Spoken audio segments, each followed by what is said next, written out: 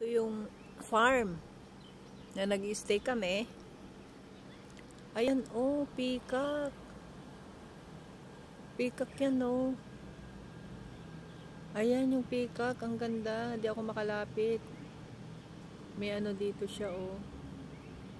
Harang. Ganda ng peacock. Tsaka may mga ano siya, oh.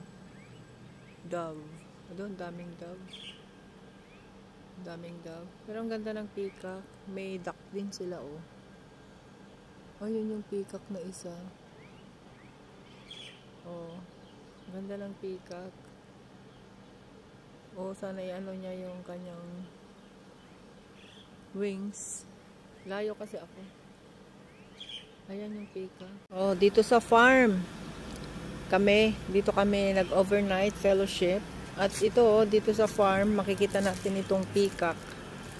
Ayan, ang ganda. Ang ganda ng peacock.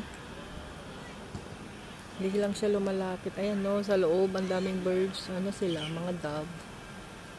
Mga dove yung iba dyan. Yan yung peacock ko. Dalawa sila, oh, naka-stagnant. Ayan, hindi naman siya nagmo-move. Yan yung peacock. Itong malapit na isa, oh, peacock din yan. Ayan, peacock din yan. Peacock din yun, oh. Ang ganda ng kanyang feathers. Kaya hindi siya nagmo-move.